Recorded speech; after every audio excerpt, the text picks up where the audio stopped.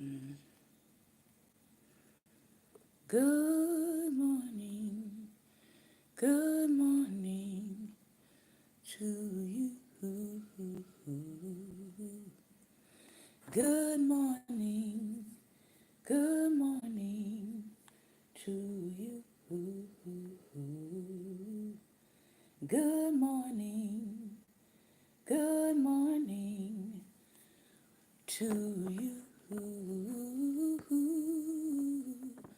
Good morning, good morning to you. Oh, good morning. Good morning, Lady Judy. I will see you at 1:30. Good morning to you. Good morning. Good morning to you. Good morning. Good morning. Won't you share with a friend or two? Good morning. Good morning. Good morning to you. Good morning. Good morning. Good morning to you. Good morning, everyone. Welcome to Daring Dialogues. I'm your host, Shantae Charles. I hope that everybody has been having a great and wonderful day. Looks like it's going to be another overcast day today. Yesterday, after I got off the broadcast with you all, I found myself accidentally locked outside of my new home in the rain. Yeah. So that was an adventure. But here's the good thing about what happened. The good thing was, yeah, natural hair, rain. Yeah. Um, those of you with natural hair understand what I just said. Um, the good thing is because we have already been walking the block, so to speak, and talking to our neighbors and getting to know our neighbors and learning their names and their children's names and their pets' names. Okay, because I'm now keeping a nice little list of these things as people introduce themselves so I can start remembering. I remember faces better than I remember names. But because we've been doing this since we entered the neighborhood, and because we also attended our HOA meeting, so we can get to know who sits on the board of our HOA and makes decisions about our community, it wasn't hard for me to go and knock on someone's door and ask for some assistance. Because in this day and age, people don't know their neighbors. They don't know their neighbors. They don't know anything about their neighbors. They don't know if their neighbor has children or has pets or anything of the such like. All right. So even though I was kind of freaking out because I was like, okay, what am I going to do?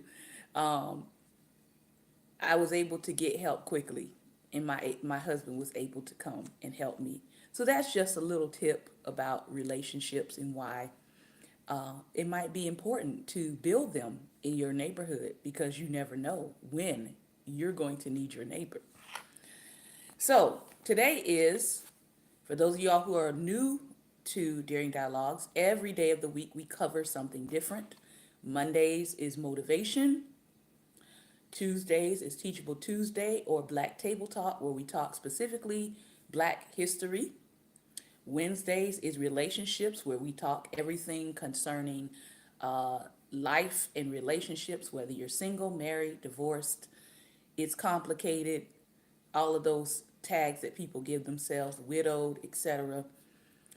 Thursdays is Thinking Thursday or Theology Thursday, and right now we are looking at the religion of Christianity. And Fridays is Finance Friday or Healthy, Wealthy, Wise, where we try to share something with you about business, about finance, about saving. Uh, I have a short book I'm going to be introducing soon about investing and how to pick stocks. And we also try to give you something concerning health or food. So today, what I want to share with you, I don't believe we have talked about this particular food, but it's the cocoa beans from the cacao tree. And I'm coming to you from the Story of Food. If you are a foodie, this is an excellent book because it talks about the history of food, how it got all around the world, where the origin of food, and it has everything broken up in categories. So if you're a foodie, you would probably enjoy this book. But let's talk about cacao or cocoa. Cocoa beans from the cacao tree have had a long and remarkable history, being used for everything from money to medicine. So they actually used to use cocoa beans for money and medicine and religious rituals, eventually becoming the basis of one of the world's favorite sweet treats. The origin of cocoa beans are Mexico, Central, and Northern South America. Major producers are Ivory Coast, Ghana, and Indonesia. Main food component is that it is 57% carbohydrates. And I'll just show you a 17th century artist's view of chocolate making in Central America. Indigenous people are shown preparing and serving cacao as a drink. Look at those beautiful brown people, indigenous, preparing it and making it as a drink. So let me read on. Believed by the Maya and Aztecs of Mexico and Central America to be a gift of the gods, chocolate in those civilizations was only for the elite. You couldn't just get um, the cocoa. It was only for the elite and for special occasions, served after feasts and drunk from gourd cups. In fact, it was thought to be an ill omen if an ordinary person drank it. For some rituals, it was mixed with blood, yuck, which was also seen as sacred. The name chocolate comes from the Aztec word, I'm going to probably mess this up, Zacotal, Zacotal, which means bitter water. Carl Linnaeus, the 18th century Swedish naturalist, echoed early beliefs when he named the cacao tree Theobroma cacao. Theobroma is Latin for food of the gods. The right conditions. Cacao trees, originally from tropical Mexico, Central America, and northern South America, grow in damp conditions where they can be pollinated by midges and shaded by taller tropical trees. The trees shed all their leaves and die if the temperature falls below 60 degrees Fahrenheit. Cacao seeds grow well when planted in ideal conditions, and the trees will fruit by their third or fourth year. The cacao pods grow directly from the trunk and branches in an unusual way known as cauliflory. This was outside the knowledge of early botanical illustrators, so it was often drawn incorrectly, in the style more familiar with fruit trees with pods shown hanging from the ends of branches. There are three main varieties of the tree that are cultivated today. Although they can grow to about 60 feet in height, they are usually restricted to 20 feet or so in plantations for ease of picking, and the pods are harvested twice a year. The Criollo variety produces the finest beans and may even be the same ones that were harvested by the Maya and the Aztecs. Although the flavor is considered to be outstanding, they are susceptible to many diseases and are difficult to grow and produce fewer beans per pod than some other varieties. The more reliable Forastero is the major commercial variety, accounting for 80% of world production. The Trinitario is a natural hybrid that came about after a storm on Trinidad was assumed to have wiped out all the Criollo trees there.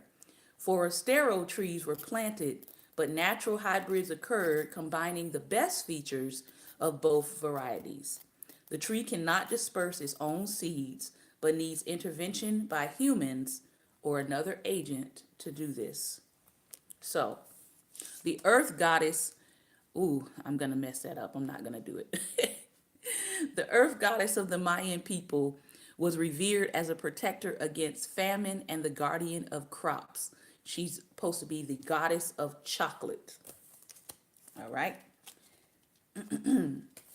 Poured from a great height. Traditionally, in Mexico and Central America, the foam on the surface of a chocolate drink was created by pouring the liquid from a tall height into the vessel, from one vessel to another. So they would create this foam on the top by stretching out the height in which they poured the chocolate. Archaeologists have found traces of cocoa in drinking vessels dating back more than 1,000 years in Honduras. However, it is impossible to say whether these are the remains of bitter cocoa beans or of the pulp that surrounds them in the pod. The latter would have been fermented and made into an alcoholic drink, but the beans needed to go through several processes to become palatable. They were fermented for several days, during which the pulp around them became liquid and drained off. After that, they were dried for a week or two and then roasted for 1 to 2 hours. The final process was winnowing to remove the papery shell before grinding. The chocolate the Maya and Aztecs drank was very different from the drinking chocolate consumed around the world today. It was often served cold and sometimes eaten as gruel or porridge and mixed with chili, honey, vanilla, and various flours. It is thought to have been served hot by the Maya and cool by the Aztecs, but was always poured from one vessel to another to produce a frothy covering. The average person, the average Swiss person, little known fact, the average Swiss person eats about 20 pounds of chocolate a year, the most per head of any country in the world. Yeah, we can tell because all of our lovely chocolate goods, a lot of them come from the Swiss. The dissemination of chocolate to the wider world began with the Spanish conquest of the Americas. On his fourth and last voyage in 1502, Christopher Columbus chanced to meet with a large Mayan trading canoe from the Yucatan Peninsula. He captured it and, on inspecting the cargo, found only garments, foodstuff, and cocoa beans, which he didn't recognize. He described them as almonds, in which New Spain or Mexico are used for money. Columbus, who was looking for gold, was not impressed. It is unclear when chocolate first reached Spain. One story is that it happened in 1544 when Dominican friars who had spent time in Guatemala brought a delegation of Mayan nobles to meet Prince Philip II of Spain. They presented him with many gifts and with vessels of beaten chocolate. This may well have been the first time chocolate was seen in Europe, but there is no record of the reaction to it. It was not until 1585 that the whole shipment of beans finally reached Seville. The drink was well received by the wealthy in Spain, for whom it was prepared very differently from the traditional way. They wanted no strong spices like chilies, preferring gentler additions like cane sugar, cinnamon, and honey. Dangerously intoxicating. There are several theories on how chocolate reached France. The most popular is that it was introduced to the French court as a gift from the Spanish royal family, associated with two marriages between the French and Spanish dynasties in 1615, but there is no hard evidence for this. Another suggests that it was through a French cardinal receiving it as a medicine from Spanish monks to moderate the vapors of his spleen. It is known that chocolate had arrived in England by 1657. A London newspaper advertisement called it chocolate, an excellent West India drink, sold in Queen's Head Alley in Bishopsgate Street by a Frenchman. Samuel Pepys, the famous English diarist of the period, recorded drinking with a friend chocolate made ready-made for our morning draught.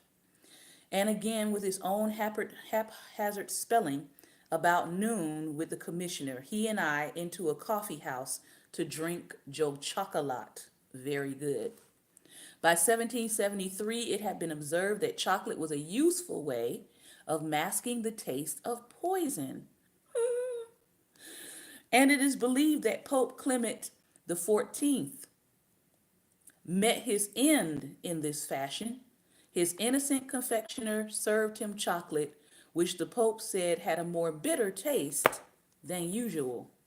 Somewhat surprisingly, they still drank it all, and both died soon afterward.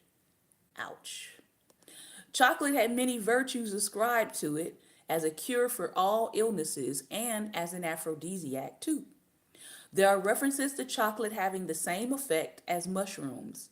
Bernardino Saquon, a Spanish Franciscan friar, that's a little tongue twister there, and a Citius chronicler wrote, "This cocoa, when much is drunk, makes one drunk. It makes one dizzy. It confuses one. It makes them deranged. This has puzzled scholars, some of whom speculate that the chocolate that the friar had drank may have been mixed with alcohol or another intoxicating substance. Solid and sweet. Today, most chocolate is eaten in a sweetened form, made from a combination of cocoa powder, cocoa butter, or vegetable oil, and sugar. It is commonly consumed in the form of solid bars, sometimes with additional flavorings or fillings, or as a covering for different types of candy. It is a popular ingredient we know in cakes, desserts, and ice cream. It is also used in savory dishes, notably in Mexico's mole sauce, which also includes chili peppers and is served with turkey, chicken, and other meats on festive occasions. So, a little bit of history about chocolate. All right, hope you enjoyed that. We are moving on to Wealth Can't Wait. I'm actually kind of glad that Columbus didn't recognize that chocolate was its own kind of gold, because he would have been trying to sell that too. Wealth Can't Wait. We're talking about Pillars of Wealth and the Entrepreneur's Playbook. We are still in, if you are not failing occasionally, you are not aiming high enough. So that's what we are going to cover as we move forward. Pillar number 4 in our Wealth Can't Wait book, modeling. Modeling. I'm glad that this writer did not use the word mentoring. I know many of us are still using that word, but please go and find out what a mentor was before you call yourself a mentor. That's all I'm going to say about it today. You call yourself a coach, call yourself a thought leader, call yourself a guide, call yourself a teacher, but mentor is not what you want to call yourself. You've been warned. All right. Pillar 4, modeling. Identify a person or company that is doing what you are doing at a much higher level.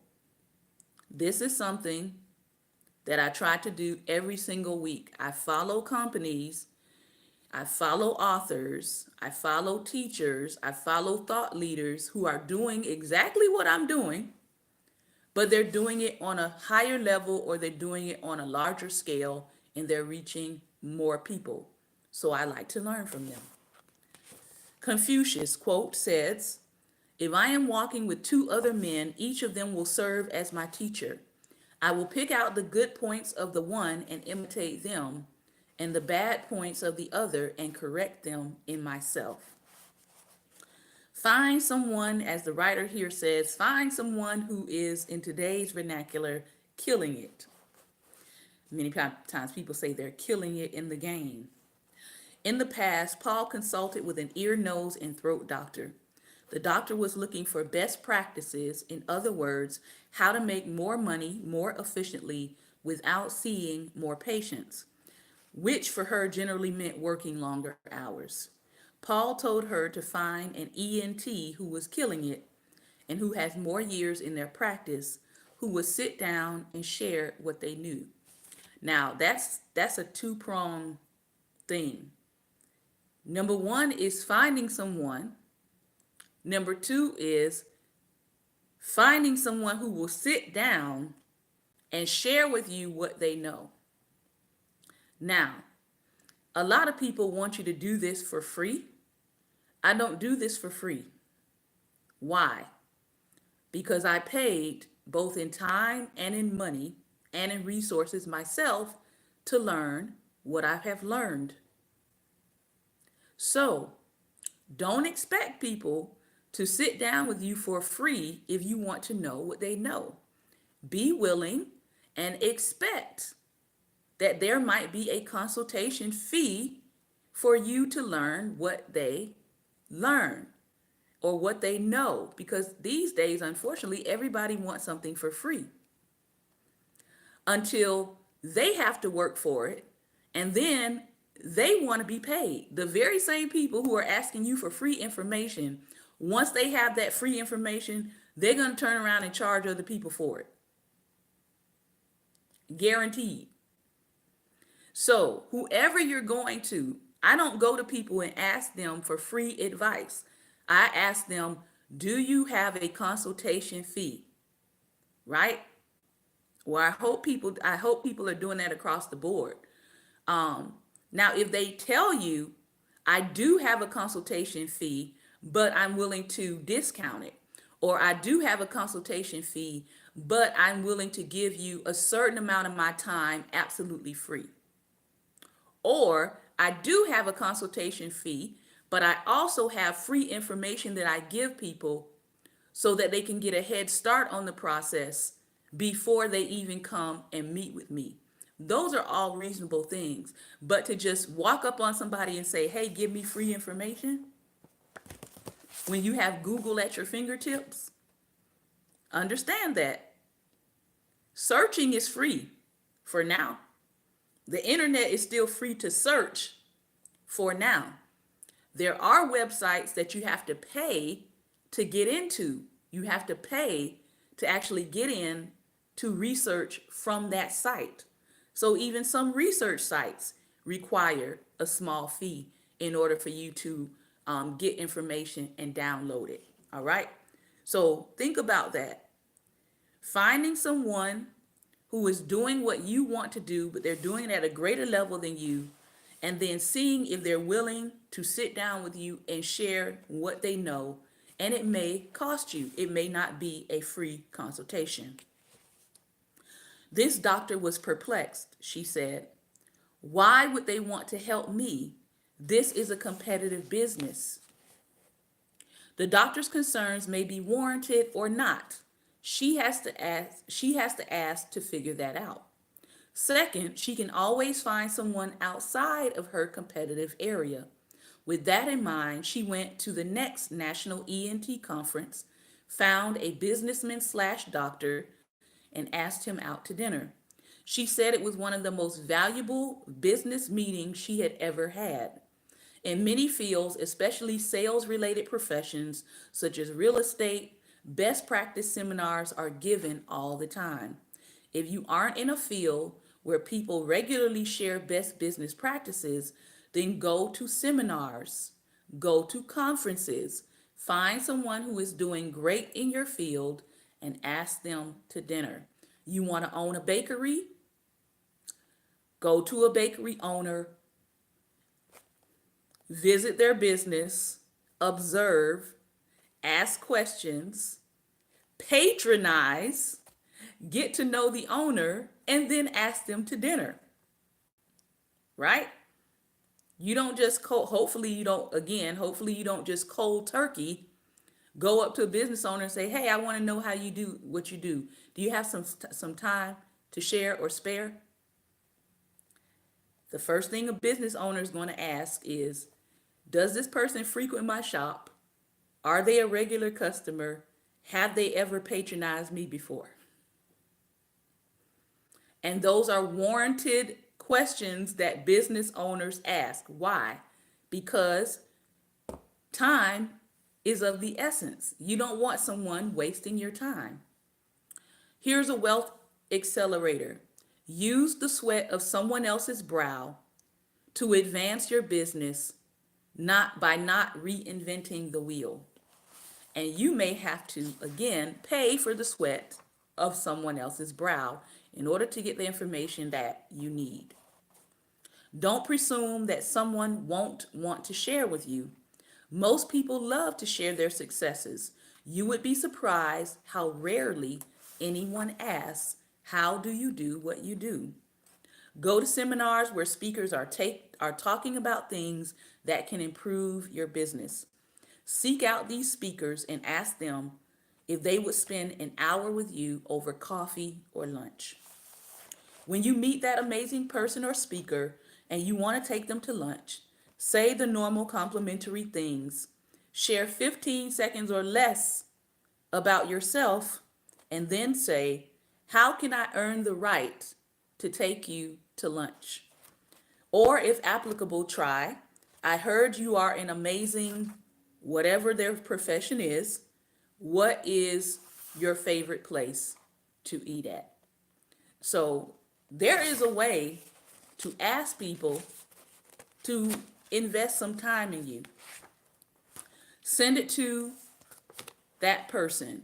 Ask them what their favorite place to eat is or what their favorite drink is. Send them a gift card and then ask them to lunch.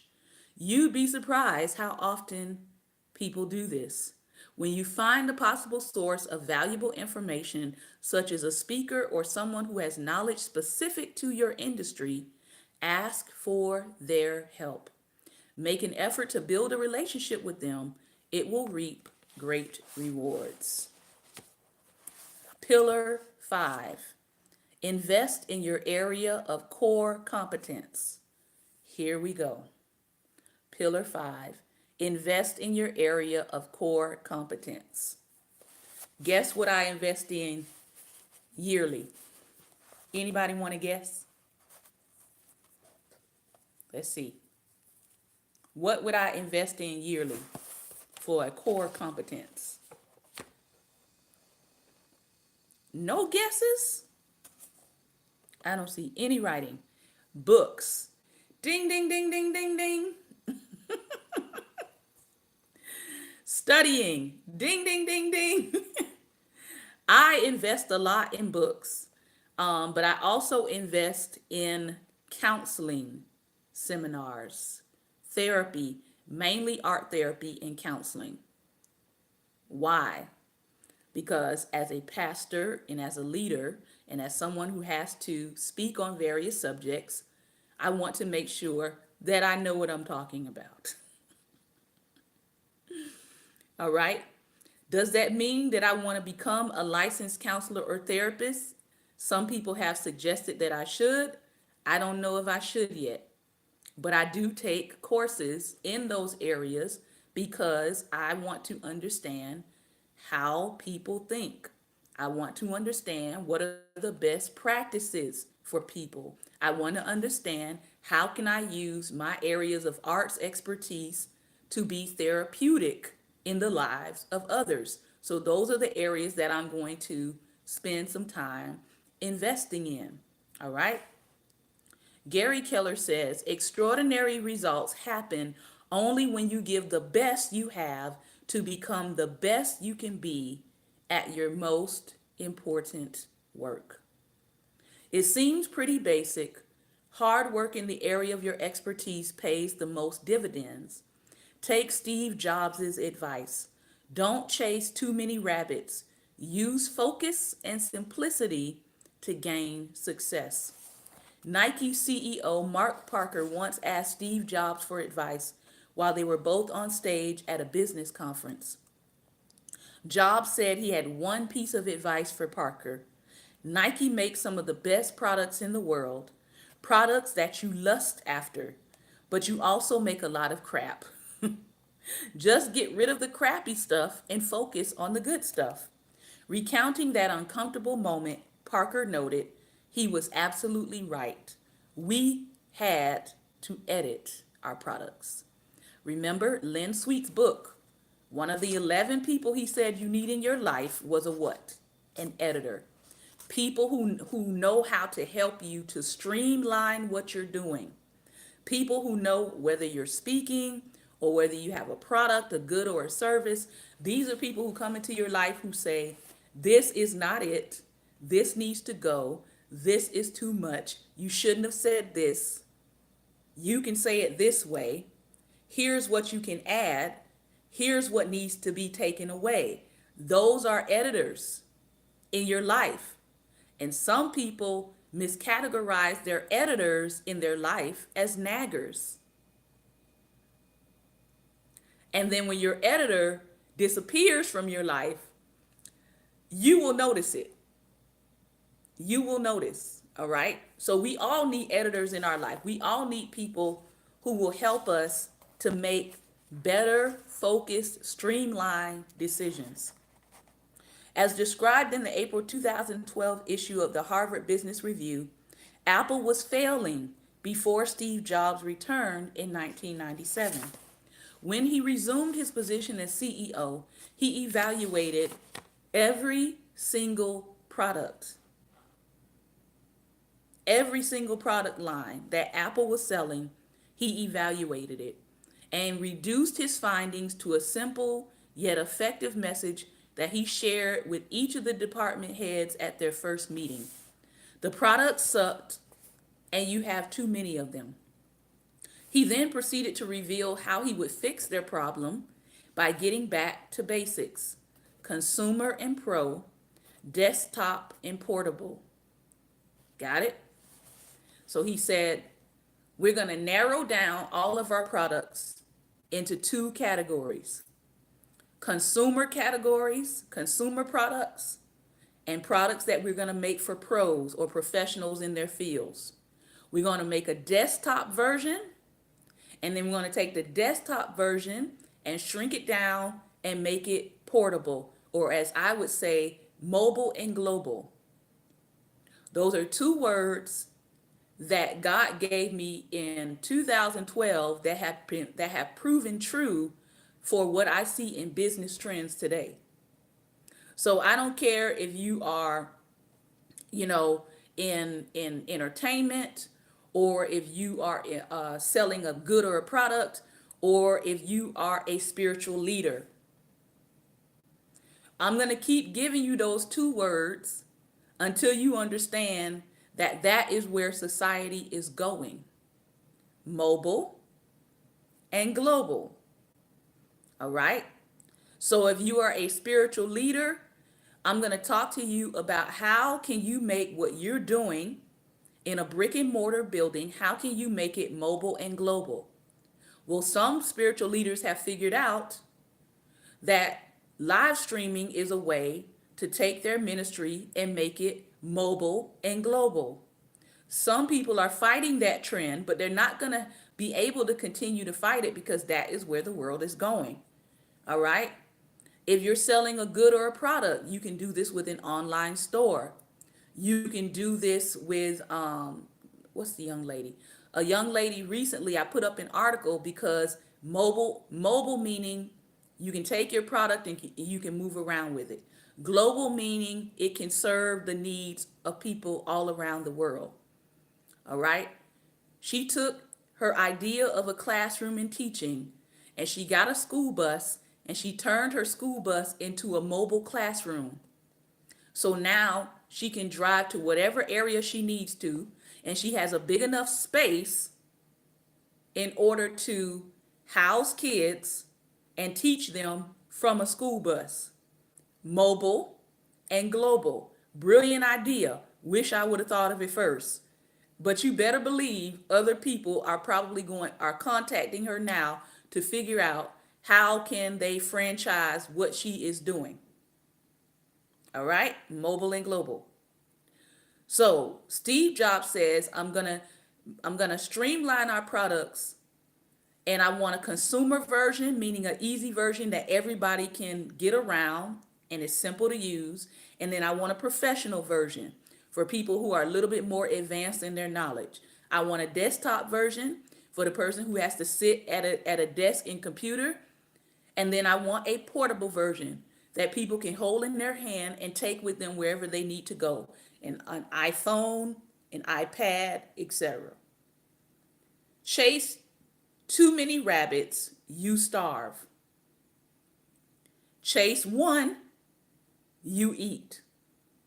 Somebody needs to post that somewhere today. That's a business wisdom. Chase too many rabbits, you will starve because you won't catch any of them. Chase one rabbit, you will eat. After his return to Apple in 1998, Jobs reduced Apple's product line from 350 products down to 10. It was their first major step back to success. Wow.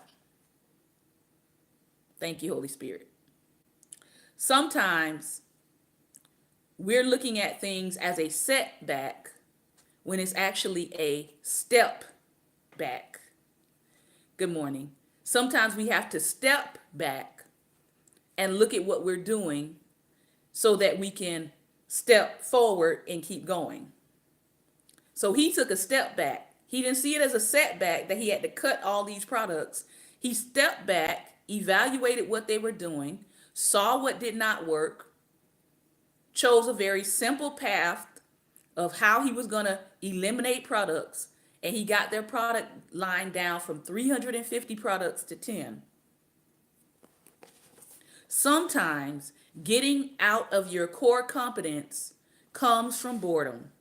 Just as you finally get great at something, you want to move on. In Outliers, Malcolm Gladwell found 10,000 hours on the job to be the single greatest factor correlating to massive success. Most of us get bored and move on long before we hit 10,000 hours. 10,000 hours is, by the way, in any subject, 10,000 hours is considered mastery. So if you are practicing something and you're getting good at it and good at it and good at it and good at it and better and better and better, 10,000 hours is considered mastery for those of you who didn't know. Our core competence is our 20%. It is where we are generating most of our results. It is the space where we have the potential to create something truly great. It's where awesome resides. It's fascinating because that core competence can deceive and elude us.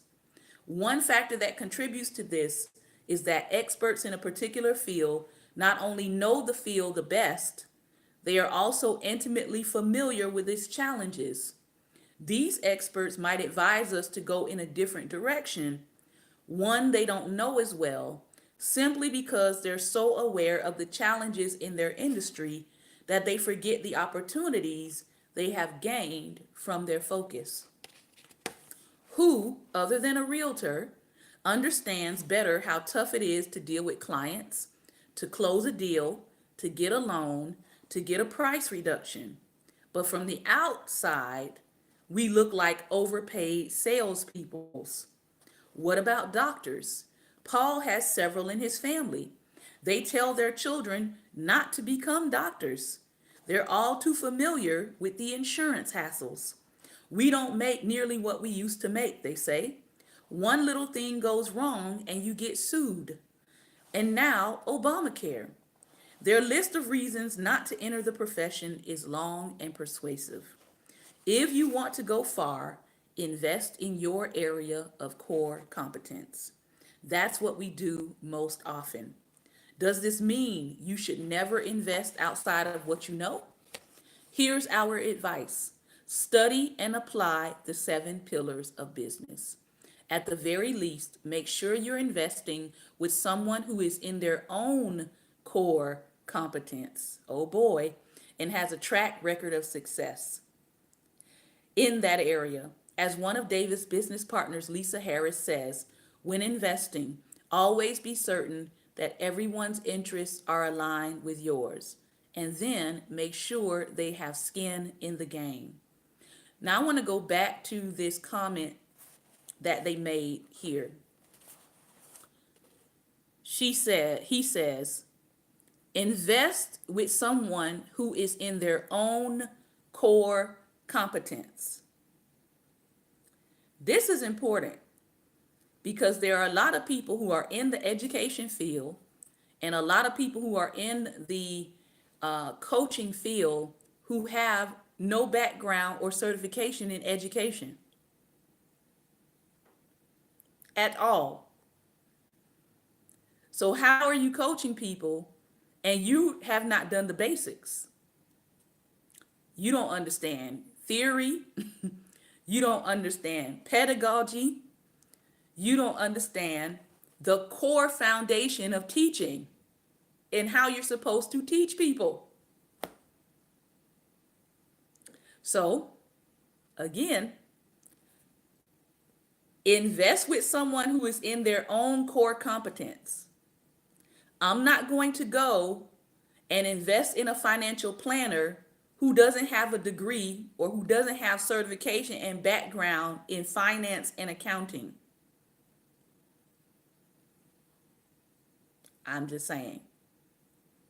One thing we found out recently, there are a lot of people who are in the real estate field and don't have the credentials to be in the real estate field. They're just flipping houses, but they haven't gone through coursework to understand what it is they're doing. And they may have some form of success, but it does help to have people who, as he says here, they have skin in the game. They have a vested interest in their core competence, meaning if I do something wrong in that field and I'm licensed in it, I could lose my license if I violate the ethics of that field. If you don't have a license in it, what skin in the game do you have? All right. So just be careful when you are seeking out people in various subject areas. Make sure that their background is in what they're trying to coach you on. Okay. Their background, their certification, their schooling. Make sure it's in whatever they're trying to assist you in. All right. Lastly, here before we move on to our last book, if you want to go far, invest in your area of core competence. One of the toughest investors Paul knows just invested with him. The investor knows Paul has a great track record, and he knew the area but not the pricing as well or as better than Paul, so he knew the project was in a great neighborhood. But he didn't have access to the same dealer flow, and he didn't want to be the lead investor when he knew that Paul could run the deal better than him. Rather than do a deep analysis of the deal, he simply said, I will do this deal without all the due diligence if you put in 1/3 of the capital. If you do that, I know based on your track record, you believe in the deal and I am in. So this man said, rather than spend all the time doing the research, I'm just going to invest capital in what you're doing. I'm going to let you do the research, and then the deal will be closed because I know I hired somebody with the experience and the level of access and capability that I need to get the job done. Sometimes you can source outward. What does that mean? It means that, for example, if I'm an author, one of the worst things you can do as an author is try to edit your own work. People do it all the time. They try to edit their own work. And then they publish it, and then you realize they didn't hire an editor. So though I may like you, though I may think that you have an interesting, compelling story, because I saw that you didn't hire an editor, I cannot review your book in good conscience, Neither can I recommend your book for somebody to purchase because there's 50,000, 11 million errors on each page.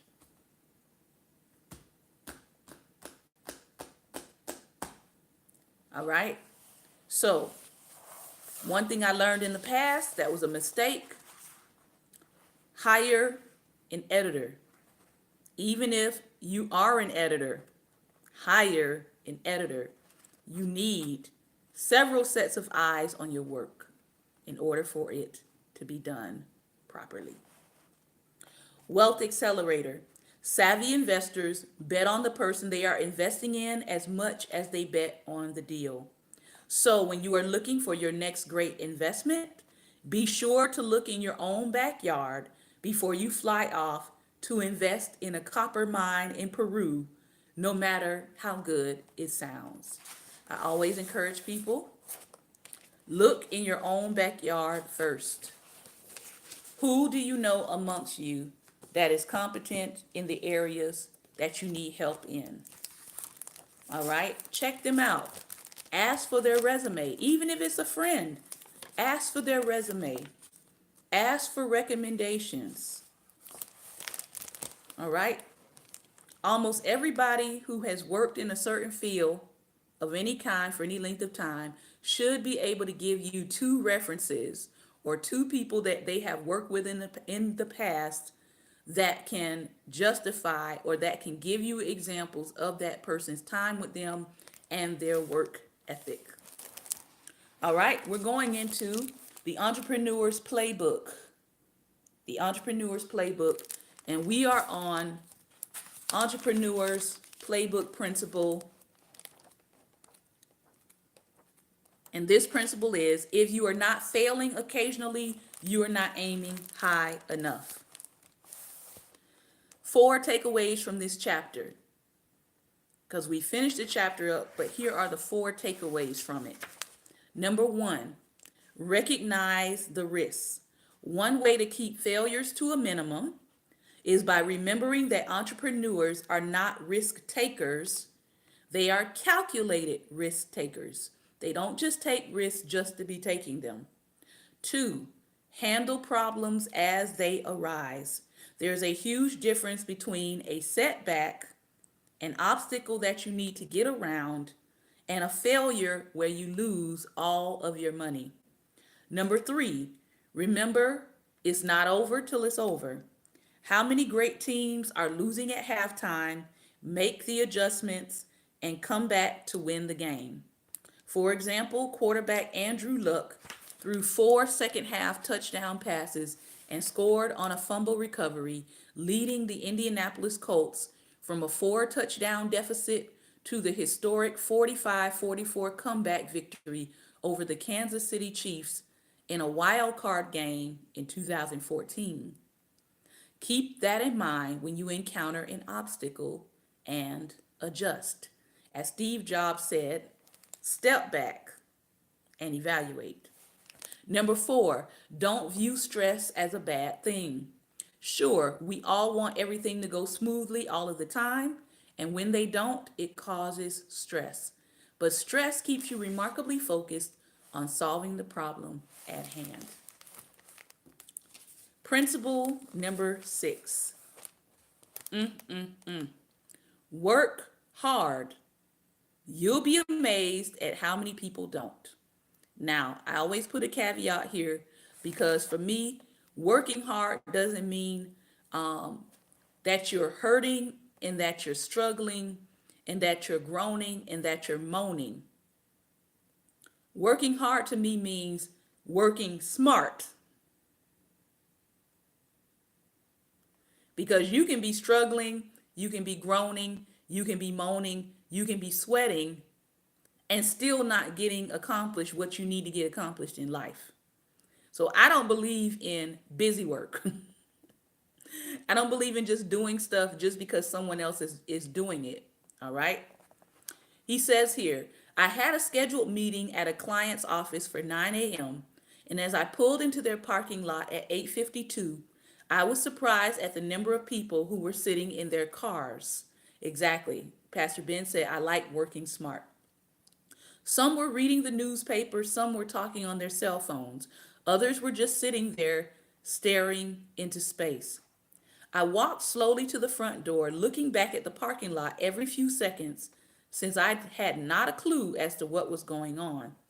At 8:58, it looked as if all those people in the parking lot received a signal only they could hear.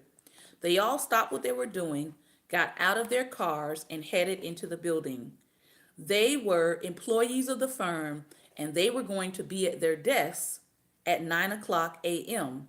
when the workday started, not a minute before. My meeting ended just after lunch, so I wasn't there at 5 o'clock p.m. But I will guess they were all back in their cars by 5:02 and not going to work one more minute than they had to. Mm, mm, mm, mm, mm. Unfortunately, I can't say that I was surprised. Now, if anybody knows me and my husband, we tend to get to most places earlier than necessary, and we're usually the last people to leave and close and shut down. This has been our modus operandi probably since we've been married. Definitely longer for my husband because I was not always a person who was on time. But I married Robert Otis Charles and I learned to be on time. And I learned that on time is late and early is on time. So, most of the time when we get to places, we generally try to get there between 15 to 30 minutes before it starts for a lot of reasons. Um, if you're in a ministry service, it helps because you usually can find pretty decent seats, unless the row is reserved for all the people who come late to make an entrance and be seen, which is why I personally cannot stand reserved seating because all the people that you reserve seating for are never on time. That was a sidebar. All right. So, so if you're going to reserve seats, at least make sure the people know that they're expected to be on time. All right. But he's talking about the people who only give enough effort, they give the bare minimum, right? I was working in one position a couple years ago where I got called in because I was told that I was coming to work too early. I wasn't. I just want to be on time. But the person overseeing me was getting there right at time, and they had students lined up outside their door because they couldn't get in. No, it wasn't a clock in position. But because I was in the building reading, usually I read, before I would read before I started the position. So I would be sitting there about, 15, 20, sometimes 30 minutes early. I was beating traffic so I could not be late. Then I would get there early. Then I would pull out my book and I would read, or I pull out my Bible, do a devotional. But they said that I was getting there too early. Well, come to find out, the person who was my oversight person was intimidated by the fact that I was getting there too early because she finally came out and said it was making her look bad. So she mentioned it to both of our supervisors, and I got told, "You're coming in too early." So, yeah, everybody doesn't appreciate timeliness. That's what I learned. I learned everybody doesn't appreciate timeliness. Everybody doesn't appreciate what Prophet Jonathan put up, excellence. Some people are actually intimidated by the fact that you may be the go-getter. You may be the person who says, I want to do it right. I want to do it well. I want to be there beforehand. I want to make sure I'm prepared. As he said, You will be amazed at how many people don't live that way. Prophet Jonathan, that was a word. He said, do your work and be excellent to the point where it bothers other people. But do you, be you now. All right. I wasn't trying to compete with her. I wasn't trying to like make her look bad or anything. It's just my personal ethic. I don't want to be stuck in traffic. I hate being late. All right. I like to start on time. Most of you all should know that by now from Daring Dialogues. All right. I like to start on time. If I say 11 a.m., when 11 a.m. hits, I want to be going live. Why? Because I don't like to waste people's time, because I don't like my time wasted. So I like to do unto others as I would want done unto myself. He says, you would think that hard work would be taken as a given. It's not. In fact, I think you can tie it directly to the 80-20 rule we talked about in Principle 1. And as a matter of fact, next week in Wealth Can't Wait, he's also going to talk about the 80-20 rule. All right? The top 20% of employees do 80% of the work, and 20% of your team produces 80% of your profit and 80% of the new ideas. So hopefully in a couple of weeks, I want to pull together my We Dare squad, and I want to have a meeting with you all about what I can do better and the things that I want to do for the future. Why am I going to be meeting with the We Dare squad? Because they're the investors. So I want to hear what the investors have to say. He says, I'm not denigrating the 80%. I never expect people to put in the hours I do, but I do expect them to give the same effort during the time that they work. If they don't, I'll suggest in no uncertain terms that they would be happier being somewhere else. Why would you tolerate the 80% doing less than you? Well, you wouldn't in the early days of a startup when you have just a handful of people working for you and they all need to be as dedicated to the concept that you're trying to create. You should only have 20 percenters in the room. What are 20 percenters? 20 percenters are the people who are doing the most to make whatever vision you have or whatever goal you have come to pass, right? If you are a teenager watching this, your 20% would be your parents, it would be your coaches, it would be fellow students who have similar goals that you have that are trying to get to the same goal as you. Like when I was in high school, once I finally got serious and realized that I wanted to go to college, because I didn't do so well in middle school with my grades because I was just kind of playing around and skipping school. But when I realized, when I got to high school, I had to step up my game. I had to step it up. And this is why when I do counsel students, I try to tell them about this and talk to them about this. The earlier you get serious about your education, the better off you're going to be. The better position you're going to put yourself in the future. So I had friends who were serious about their education in second grade. They knew what they wanted to do in second grade, and some of them are doing it now. I have friends that got serious about their education in middle school, and they started working towards their goals, and they're doing what they plan to do. They're doing it now. All right. But I was skipping school in middle school. And I was a sickly child. So on top of missing school days because of illness, all right, I was also missing school because I was skipping. So once I got to high school and I realized that my friends were way ahead of me, because while they might have been laughing about my antics. They were serious about their future. And some of your friends are not going, they're not going to be that honest with you. They'll laugh with you, but they're still getting their stuff together while they're laughing at you.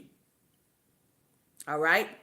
So once I realized that, wait a minute, I'm not positioning myself to where I need to be in the future, that meant I had to spend all of my 10th grade year hustling, getting my courses and classes and stuff correct. I spent all of my 11th grade hustling, getting my courses and my classes correct. All right. And I was able to take my standardized test, my college entrance test in the 11th grade. I never advise students to take your college exam tests in the 12th grade. You should either be taking them 10th grade or 11th grade, because once those scores are locked in, you can use those scores to begin applying for college. All right, because they right now, some colleges thankfully are doing away with the necessity of needing those scores, but there are still colleges that you may want to get into that are using them. So you want to have your scores ready for submission, and 12th grade is really the late game. All right. Most students are trying to secure where they're going to college by the 11th grade. So that senior year, they are wrapping up their coursework. If you've done what you're supposed to do, you can spend your senior year taking elective courses that are not stressing you out. You can be the senior that's taking a half day. You can be the senior that's actually taking college courses at your community college to set you up with already having some credits when you enter college, so you're not struggling. All right.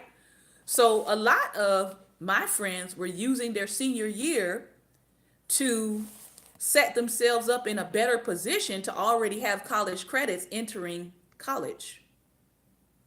But because I was playing and goofing around in middle school, I didn't have those extra advantages. I did well, but I could have done better had I been focused.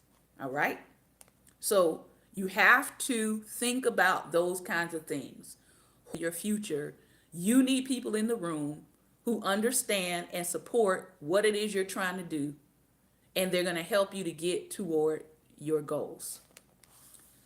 He says here, as a company grows, those 20 percenters need people to do the support work, the tasks that can be scheduled between 9 to 5 or whenever office hours are. Yep. Thank you for putting that in, Prophet. People in IT, the accounts payable department, lawyers, and the like. Besides, I understand that for some people, work is not at the center of their lives. They're passionate about painting, saving animals, getting their rock band off the ground. Traditional work is just a way for them to fund the things that they really actually care about. As long as people give me maximum effort during working hours, I respect their true passions that may lie somewhere else. There are 2 points to make about this. If you're one of these 80% people, you need to know your chances of advancement in any organization are limited. Why would anyone promote you when the person next to you is more committed to what the company is doing and putting in more hours? As I close, some of you are wondering why you aren't getting a promotion. Some of you are wondering why people may not be taking you seriously. Are you doing the bare minimum? Are you the person who only shows up 1 minute before you have to clock in, and you're standing at the clock 1 minute before the day is officially over? If that is you, people are looking at the fact that you have a bare minimum work ethic. You barely want to be there, and you're doing the bare bones of work. All right. So you have to think about that. If you are working for someone else, they are looking at how much effort are you really putting in? What is your attitude like? What is your disposition like? What is your demeanor like? I've gone to my local post office since we moved. I've gone to my local post office twice, and I've noticed two different postal service workers at the counter. One is very kind, she's jovial, she talks to the people when they come up, she greets them, she asks them about their day. The other one, she doesn't even look you in the eyes. She only wants to know what your package is. If you have a question, she reluctantly or sarcastically answers the question. So you already know who's probably not going to be at the counter shortly, because people may not tell you that they're going to write a report about your behavior, but they will. They will. They will review your behavior. They will write a report about your behavior. They will go online and write a review about you to your company. And believe it or not, more companies are using those online reviews. Why? Because more consumers are using those online reviews to determine where they're going to spend their money and what location they're going to go to. So I hope today that I have said something from the entrepreneur standpoint, from the employer employee standpoint, that can help you to be better wherever you are. So whether you're the business owner or whether you're working for a business, it's time for us all to step up our game. And sometimes that may mean, as Steve Jobs said, that may mean stepping back and evaluating and looking at our process, looking at our products, looking at what we have to offer people, looking at our own work ethic, looking at our own energy that we're putting in to what we are putting out. This has been another episode of Daring Dialogues, and I want to thank you for the extra time. Remember, light is the most daring opposition to darkness, so please go out today and be light. Don't forget this weekend to invest in you.